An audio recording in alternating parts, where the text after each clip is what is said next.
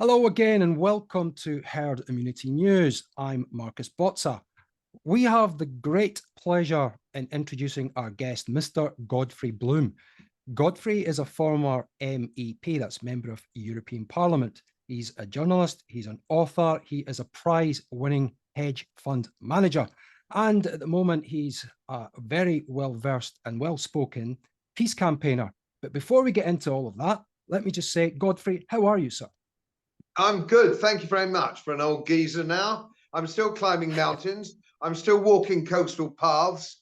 I'm still cycling into town without a titty hat and without lycra to get the shopping. Well, that's maybe a blessing for us all that you're in good form and good order, and you're still a very healthy and fit man. Let's get on to the first question that we have for you. That is, who is responsible for the Ukraine-Russia conflict, and where do you think it goes from where it is now?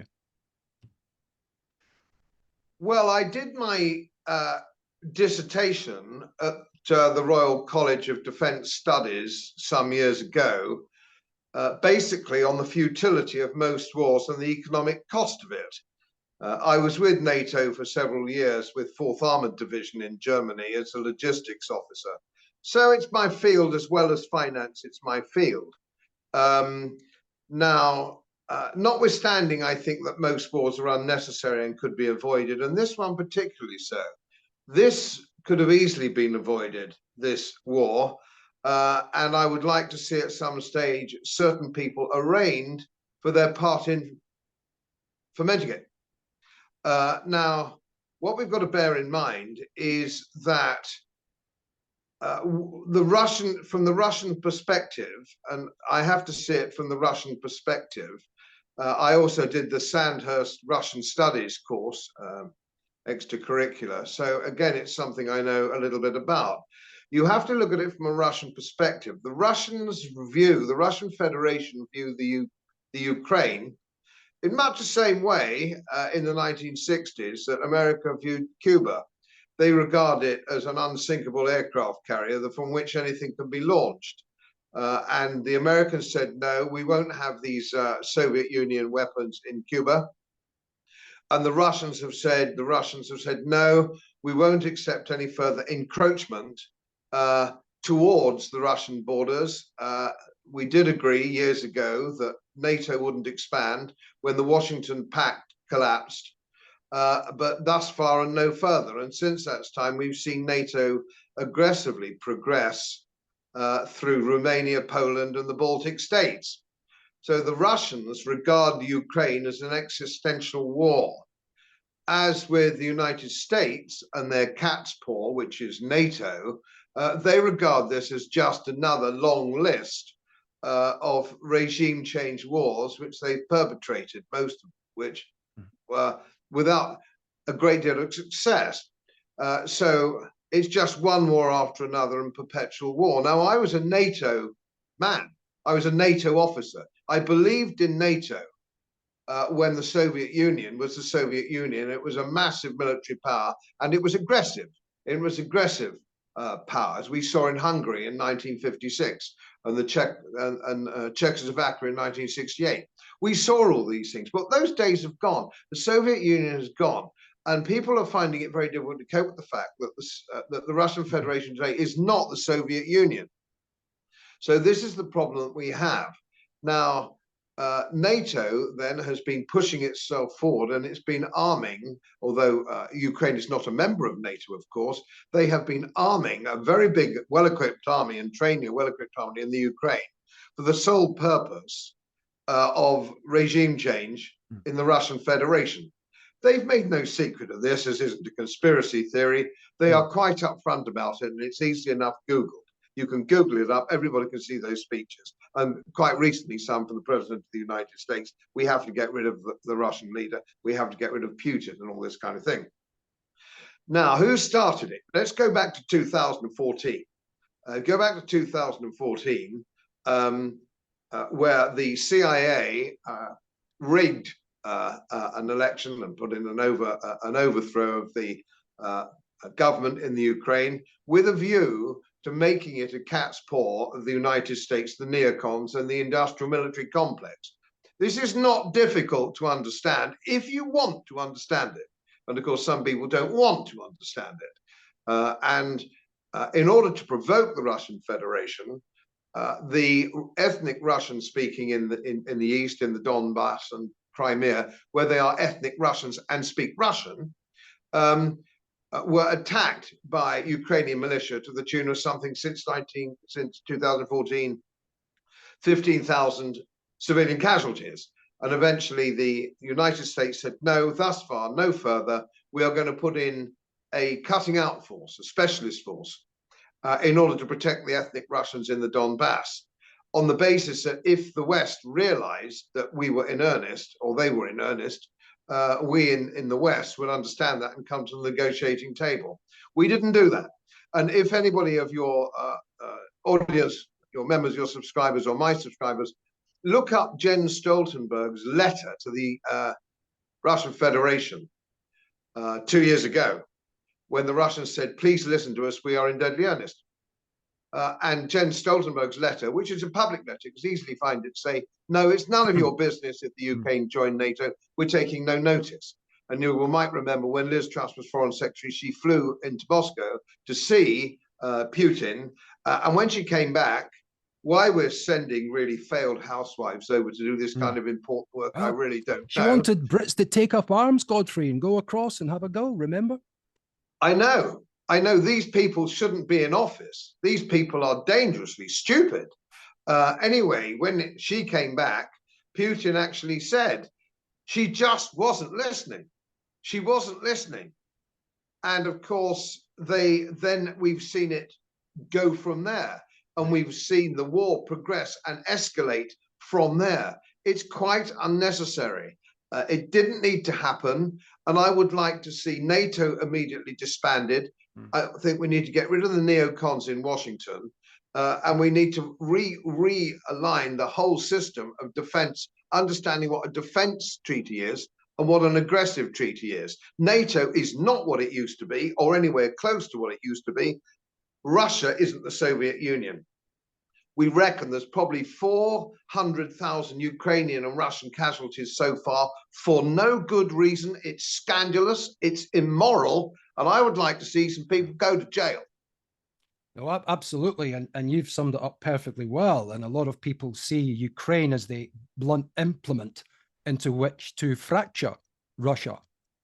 You're coming out with amazing information that you'll never see on the mainstream media, you'll never see in the mainstream press, and every member of this political class, every jack man of them, are all saying the same thing, that we're winning this war. Should they look up the definition of winning? Well, I've often said, and for some time, I've said that the long and short of it is that nobody actually really wins a war. Everybody suffers in this. And of course, by the time the depleted uranium weapon systems and the cluster bombs are finished, vast tracts of some of the most fertile land in the world is going to be useless. Ukrainians are leaving the country in their millions. It's going to be depopulated.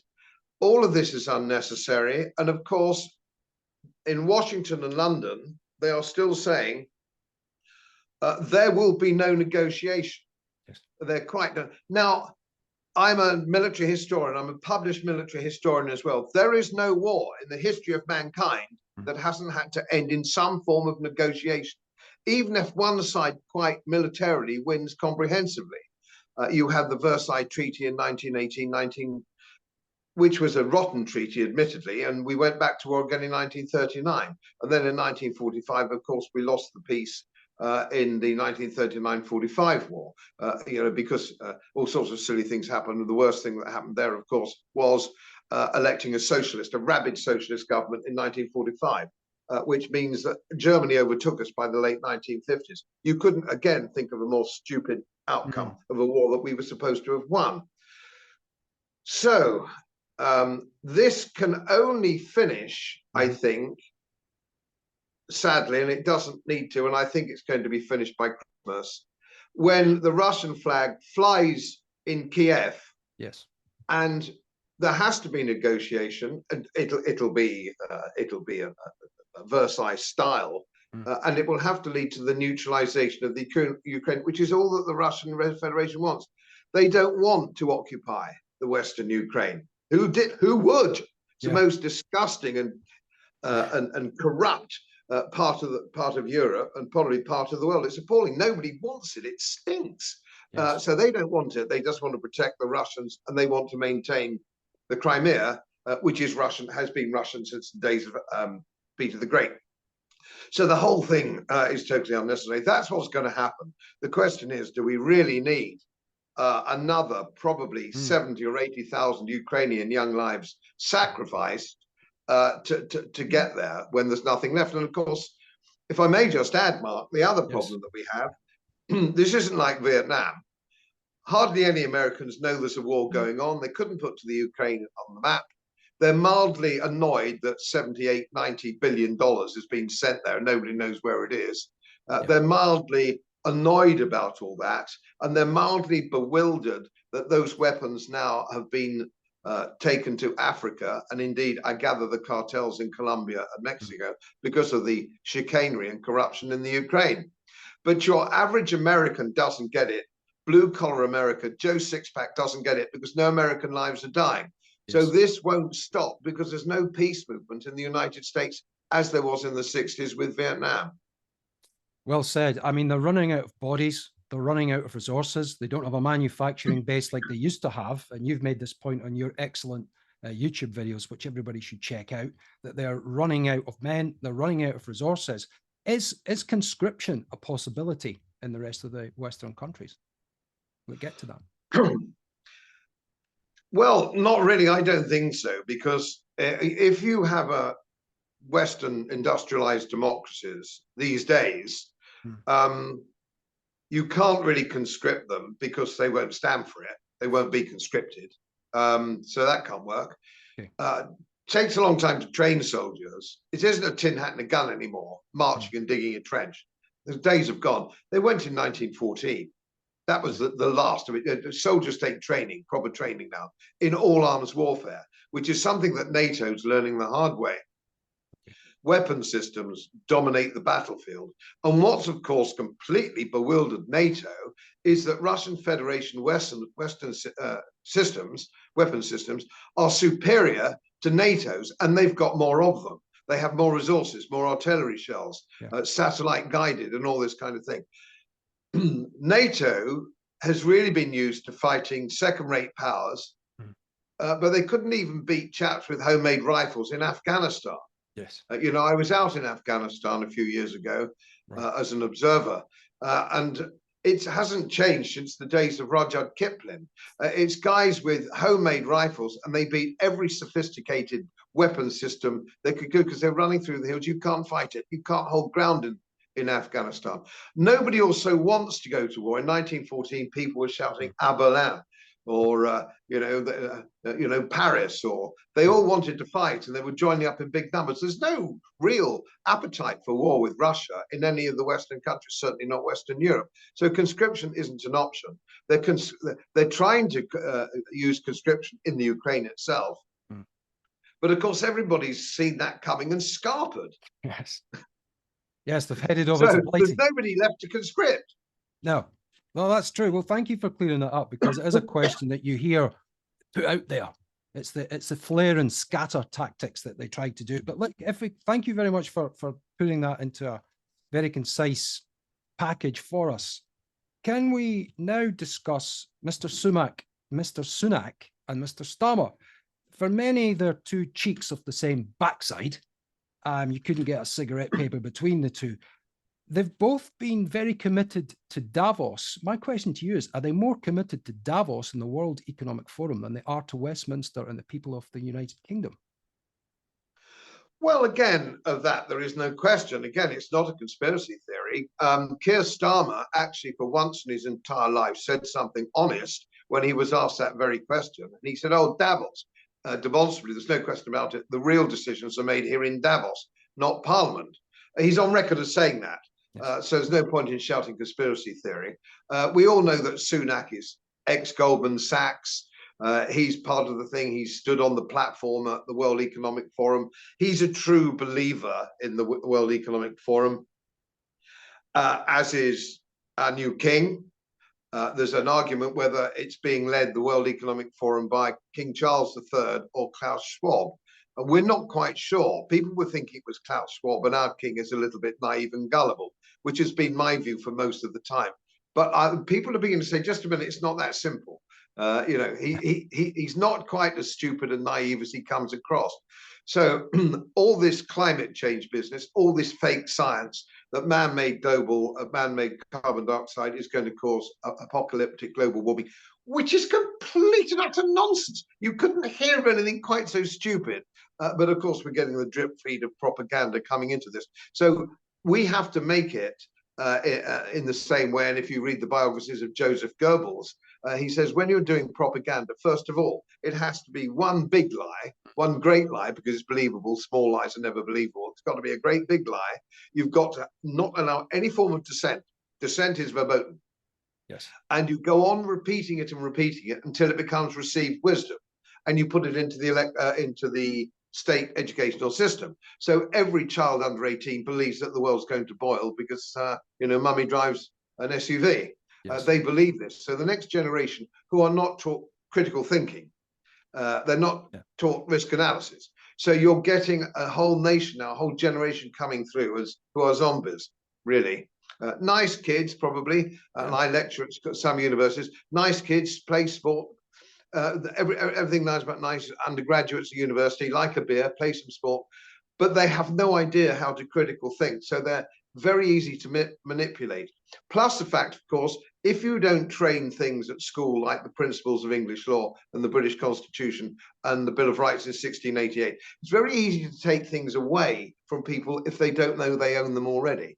It's very easy to do that, and that's what we're seeing happening now. So Sunak's part of the game, the King's part of the game, the Chancellor of the Exchequer is part of the game, the Archbishop of Canterbury is part of the game.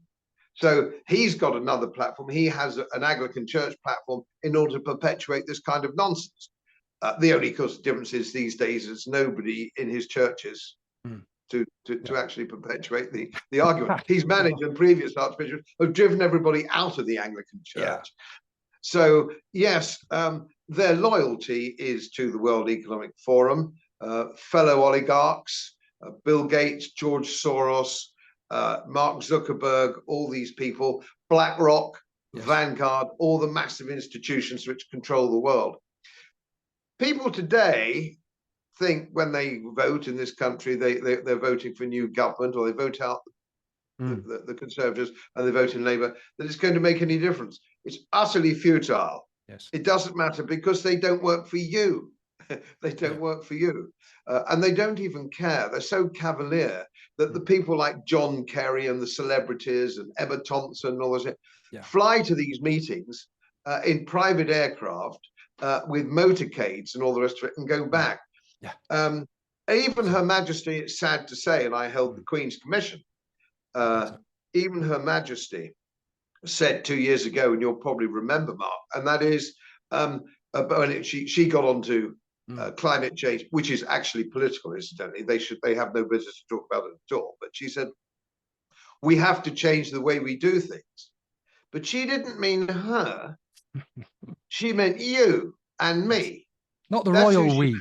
No, it was the royal. So she's not going to get rid of Balmoral, Windsor Castle, Highgrove, Buckingham Palace, the King's Flight. None of that is going. Oh, perish the thought. None of that is going. It's we little people who can't go to Spain on holiday. It's we little people who've got to eat bugs. It's we little people who've got to live in ghettos in our own cities. Now, the point is, Mark, how long are people going to put up with this? Well, I would have said they won't put up with it for very long, Mark. But when I saw people actually not inviting grandma to Christmas lunch a couple of years ago because the government said so, I thought, just how stupid are the electorate? Just how far can they get away with this? Well, they're obviously very stupid, because looking at the by-election results, which I'm sure you did, you had 60% sat on their backsides at home, couldn't be bothered. And the rest of them just voted Labour and Conservative. They let the Lib Dems in for a laugh. But it's very worrying. More people are waking up. There's no doubt about it. And when they go onto your website, they were shaken up with the lockdowns, the pandemic. I recommend that anybody that's watching this, any of my followers and subscribers, if you're not already, go onto Godfrey's incredible website where the plethora of information you did, sir, fact-based, peer-reviewed on the vaccines. But we won't go down that rabbit hole today. Getting back, just another question to you. What people are very worried about and what's in the news at the moment is the control that the banks have over their lives. Your friend and colleague, Nigel Farage, has been the vanguard. He's been the champion for this. The narrative seems to be going to a central banking digital currency. From what we've seen with the Coutts scandal and Dame Alison Rose, was this a little insight into what's to come? Oh, without doubt, yes. And they handled it extremely badly. They were too about why they would do something that stupid, I don't know. That is the arrogance of office, of course. But that is the arrogance of office. Yes. The National Westminster Bank was 38% owned by the government.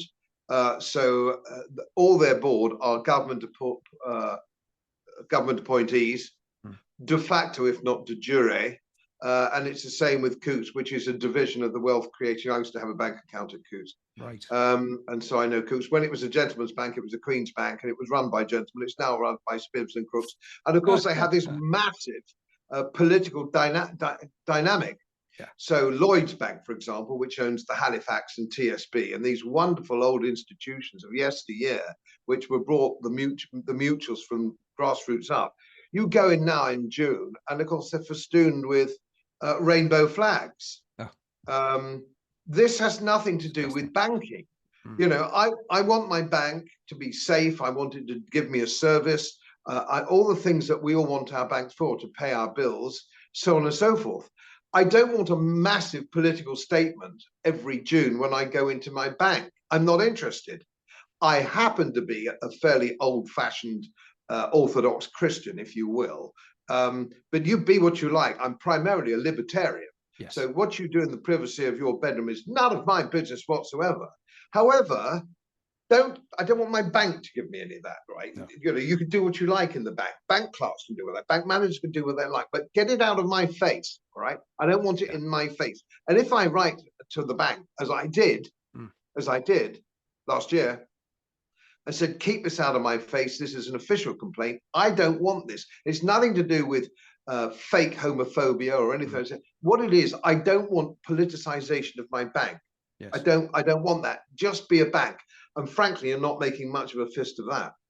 Absolutely. And I think people are tired of being lectured morally, socially, and ethically every time they go into the bloody bank. They just want the basic service. Be a bank. Don't be my parent.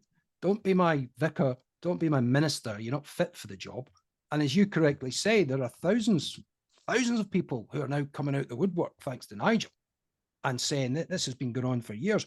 But this ESG, if we can just touch on this as well, this environmental social government, is this cultural Marxism through the front door? Oh, yes, it is. And of course, this ESG system, and I used to be a fund manager, although I managed fixed interest in the past in the city with some reasonable success. And what happens now is you have an external grading system of ESG. You have a ranking. So for the top 400 companies, say, in the country, so you've got the FTSE and the FTSE 500, and those, they all have their ranking, which is done externally. Usually by some of the big names like Deloitte's, for example, or whomsoever it may be, or Standard & Poor, or Moody's. And that is a ranking that they get. And you have to tick boxes in order to get your 100 out of 100 or your 95 out of 100. Otherwise, BlackRock and Vanguard won't buy your shares. And of course, they control the share price because they own so much of it. So you have this problem. So they are looking, these companies, to get a high ESG rating so that their stocks can be bought, the stock price can be controlled by people who are going to maintain a stock price. Which is why when you look at your commercials, when you see your commercials on your TV, every single family portrayed is of mixed blood. They're mixed marriages. Nothing wrong with mixed marriages at all. I don't care about mixed marriage, marry who you like. Yep. But the number of mixed marriages in this country, according to the Office of National Statistics, is 3%. So why are we getting 100% portrayal on our TV screens on the commercials? Because they're not so much interested in selling you the product. They're interested in ticking that box. Look how wonderful we are. And we've got flags out in Pride Week to get their 100 ticks and all the rest of it. And it's run, and of course, people coming up through these companies, through these FTSE companies and FTSE 500 companies, are now university graduates in their early 30s, whose role is that. They will have an ESG director, a finance director, an HR director, so on and so forth. And you get things like Lloyd's Bank again, who are actually saying, we employ 40% of our employees are black, or 40% of this division of the bank is black, or something like that. This is outrageously racist and patronizing. I have a lot of black and brown friends. Yes, sir. And they find it horrifying that they thought they got that job because they needed to fill a quota. And I had a friend of mine, let me tell you this little tiny story. Yes, I had a friend of mine, a young friend of mine, Cambridge University, got a 2-1 in chemistry from Cambridge, working class background. He got into the army. I was at her Sandhurst passing out parade, which is a wonderful experience. And she joined the Royal Engineers. And she said, I could not be an army officer because I was opposed to go. I was black. Yes. These are her words. Yes. I was black and working class. I was black and working class. I was opposed to go. And I was taken all over the country saying, hey, look, she's black and working class, and she got a commission in the Royal Engineers. And so she just lifted, I didn't want that. She went to the city and became very successful with a city bank, the city investment bank. But this is happening all over the place. And even now we saw the kerfuffle with the Royal Air Force. Yes. Well, there was a resignation of head of human resources in the Royal Air Force. She said, I was actually asked to discriminate against white working class kids wanting to join the Royal Air Force. And I resigned on the basis of it. But of course, as you well know, Mark, and your listeners will know, and my subscribers will know, and all the rest of it is, this is all due to mainstream media being owned by deep state. So what should be on the news, what should be in the newspapers, what should be on the BBC, isn't this disgraceful? Young white working class kids are being discriminated against wanting to join the Royal Air Force. No, it's not there. Excess deaths. Sorry to go down that route again, but you know, all that Andrew Bridgen was saying was, we have 40% excess death. This is monster. This is monster. Thousands of people dying every week who wouldn't otherwise be dying in between the ages of 25 and 41. That's what he's saying. What we need is an inquiry. They threw him out of the Conservative Party for asking for an inquiry. Yes. Who could not want an inquiry on something like this? And I can tell you, I finished my city career as a chief executive of a life insurance company. So I know something about health statistics, mortality statistics, and I can tell you now that the excess deaths that we're suffering here and in other parts of the world, North America, Europe, it's enormous. This isn't a blip. This isn't a tiny blip. The tiny blip you get for smokers, let's take this for example, from smokers and non-smokers, is actually tiny. Yes. It's because, oh, you're a smoker, you're going to die. It's very much on the margin. Yes, smoking's bad for you.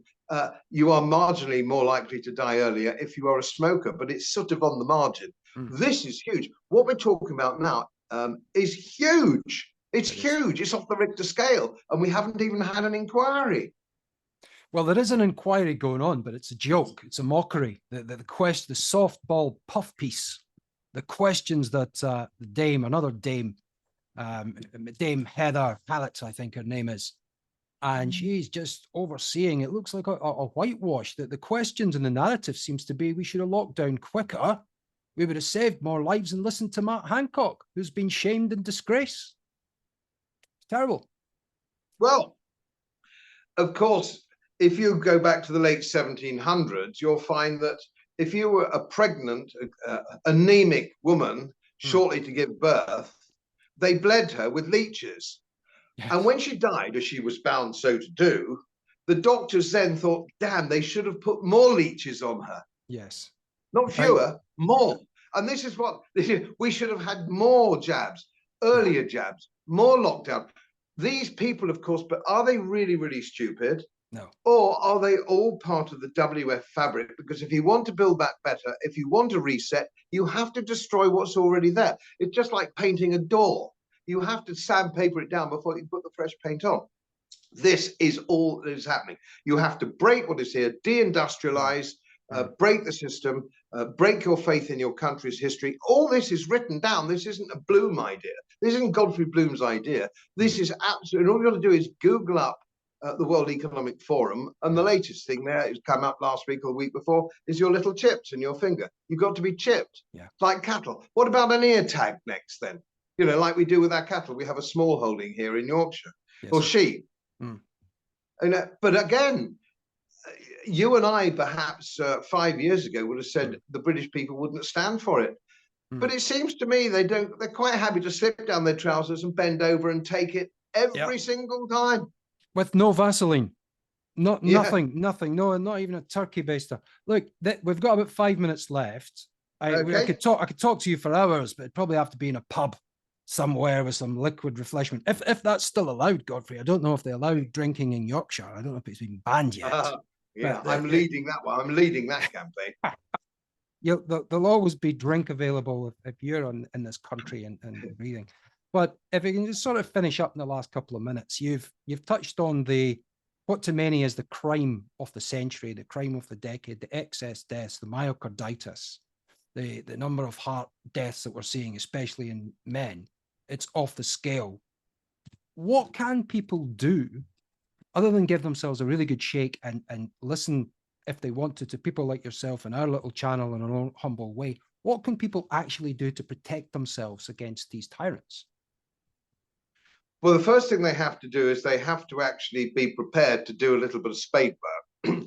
You can't just believe what you see on the BBC or what you read in the newspaper, which is what most people do. And the man most likely to kill you, of course, is your GP, your NHS muppet who does exactly what he's told without question. It's a very sad thing. I think about 4 GPs over the whole country have actually resigned over this. The rest of them go along with it. Now, I have a Christmas card list of about 100, roughly speaking. So that's my sort of immediate circle these days. Now I'm out of politics, about 100. Yes. Out of that 100, I know 12 who have been made seriously ill by spike protein therapy. And 2 have died. Right. One was the BBC lady in Birmingham. Lisa Shaw. Was that Lisa Shaw? Yes. God rest her soul. She was in Birmingham. I'd done the show. I didn't know her very well, obviously, but I'd done the show. God rest her soul. Absolutely dreadful. We have another guy who's a barman, and the rest were people who are now having treatment for myocarditis, who were hitherto perfectly fit. Now, here's the worrying thing, Mark. Yes. They're not joining the dots. They're not joining the dots. They think it's the most extraordinary coincidence. Cognitive dissonance, maybe, Godfrey. Cognitive dissonance. It's too Perhaps horrific. That's how you get through your life. Well, perhaps cognitive dissonance is the only way to get through without going mad. I'll declare, and I've put it on my Herd Immunity News channel, that I'm unjabbed, I'm unvaccinated. The moment that the BBC said this is safe, I was out. I was done. And I kind of was done anyway, because I've got medical practitioners in our family, and they all said, I know, I would leave that one because you're not at risk. Those people that were told were vulnerable were everybody over 16. I mean, it was a disgrace. Ludicrous. Sorry, what were you saying, Godfrey? Sorry. Oh, just agreeing. The statistics that we had from COVID deaths only, not COVID with, but of COVID, affected mainly over 85, so already very frail. Yes. You can take out comorbidity. If you're an actuarial practice, which I worked for a while, or a life insurance company, you have to take that out. You take that out. That's not relevant. The question, all you want to know is, and I had a friend of mine, a good friend, my oldest friend actually, who died from pancreatic cancer, was taken into Farnborough Hospital. I'm going back 2 years now. And he went in for the final stages to Farnborough Hospital, contracted COVID in the last few days while he was in there, or at least tested positive for COVID. COVID went on his death certificate, and COVID came up as one of the statistics, how many people have died today of COVID. He died of pancreatic cancer, and that was on the thing as well. But of course, the people faking it found that, put it up. Yeah. Get your jab, get your booster. They're still saying it. Yeah. They are still saying it, but this is the problem you have when people don't make valid risk assessments. And the funny thing is, everybody's capable of a risk assessment. You overtake a tractor and trailer on a country road. You make a risk assessment. Yes, it's going, I can see far enough ahead to do that. A risk assessment, shall I fly, go by taxi, go by car? It's a risk assessment. Every single day, should I change my job? Should I do all sorts of things? People make risk assessments all the time, but they don't. They're lobotomized. If somebody says they don't make the risk, if your GP tells you it's perfectly safe, you don't make a risk assessment because he's told you and you trust him. Why you would trust him, I don't know. Because I had a young friend of mine who told me, he was at university, said the medical students are there for 5 years. It's the exams are memory tests and the questions are by big pharma. Yeah. So by the time your doctor comes out at 25, 26, and he's just calling himself doctor and all the rest of it. Yes. The poor sap is a zombie. Yeah. He's a robot. He is never going to say, just a minute, I'm now treating twice as many patients for young patients for heart conditions. He doesn't think, he doesn't join the dots. He doesn't join the dots. I had a doctor say to me, they said, oh, I've got long COVID. And I said, I can't understand it. I've had all my shots and I've had my booster and I've got long COVID. He still wasn't getting it. No. And you let people I wouldn't let a GP near me. No, no. Well, listen, Godfrey, we've only got a little bit of time left, and all I can do in this time is thank you so much for appearing on Herd Immunity News today, sir. We'd love to have you back on to speak about other subjects another time. All I'll say to our followers, our great followers and subscribers, please join Godfrey's campaign, peace campaign. Join his information sources. Find them. We'll put all the links on here. Great website, great YouTube account, and great Twitter page. Mr. Godfrey Bloom, sir, thank you very much indeed for joining us at Herd Immunity News. Great pleasure. Thank you for inviting me. Thank you very much, Godfrey. Take care.